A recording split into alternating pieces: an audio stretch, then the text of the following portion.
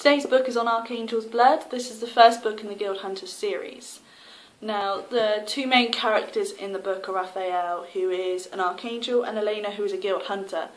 Now, in the book you see both sides of the story, so you get to see Raphael's point of view and Elena's instead of just one character.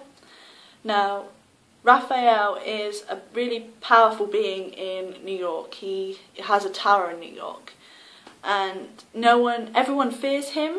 He is very superior to anyone in the city, and he has a group of 7 that follow him.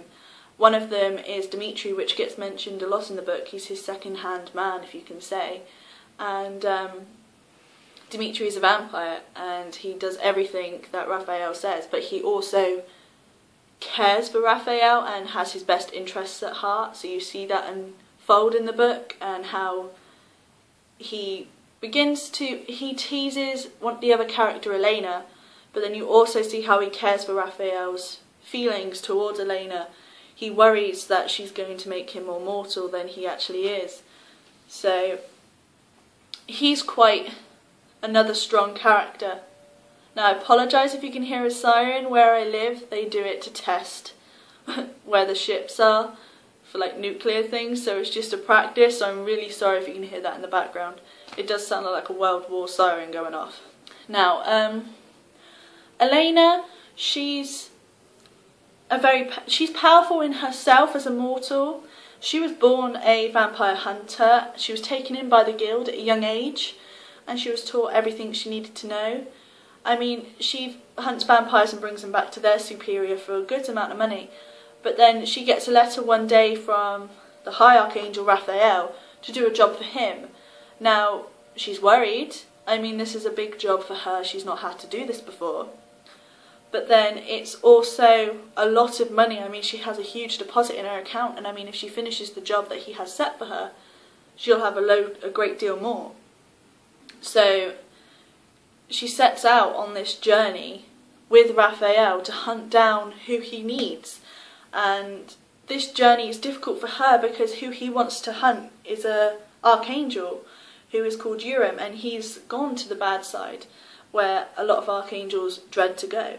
So you see it's difficult for them both to work together, and she has to train herself to smell archangels, whereas usually she's only trained to smell vampires, so you see the difficulty in that for her.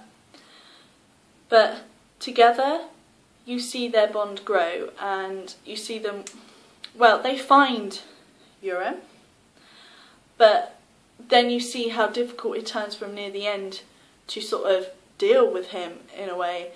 But their bond together grows. You see the romance between them blossom in a way, but it's difficult from both. It's action-packed, the book. It's full of, well, there's romance, there's action, there is friendship in there. I mean, Elena, she has her friend called Sarah, and she's married to Deacon, who designed Elena's weapons, and Sarah's now in charge because she has a baby, so she's now in charge of the guild hunters. So you see Elena's friend Sarah worry about her and think, why are you doing this? Be careful what you're doing. I mean, he's a powerful being.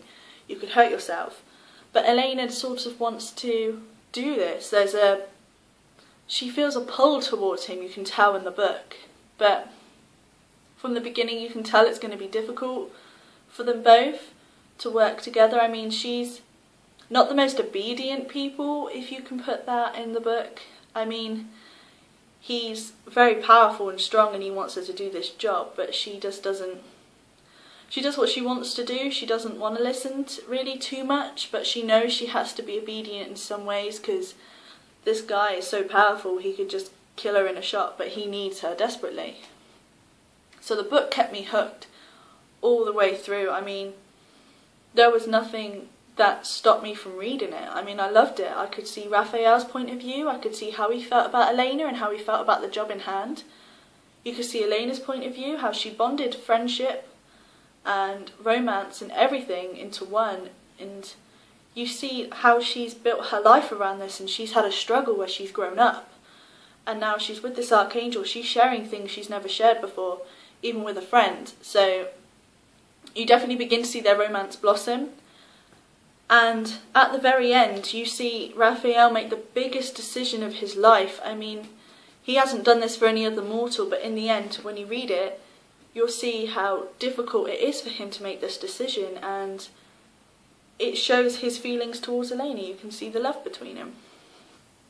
I definitely recommend this book. I mean, if I've babbled on through this, I'm really sorry.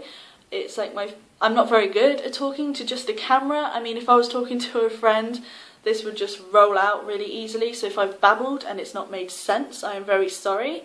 Put comments down below on how I can do better, but I hope I've done my best and I've given you something to work on. But yeah, it's a very good book. I would definitely recommend it. It gets better, trust me. I mean, I was so drawn. I had to go out and I had to buy the next 3 books.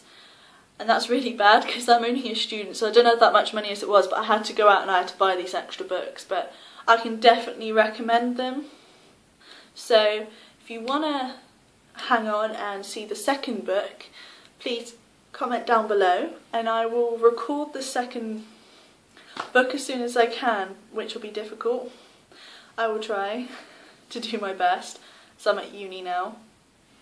Definitely go out and buy this book. There is definitely a lot of action, romance, and I just hooked. I was hooked. I loved it.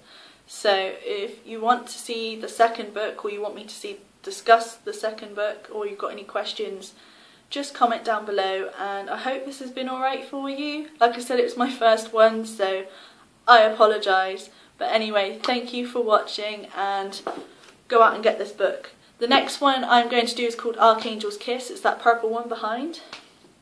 So, thank you for watching. Bye.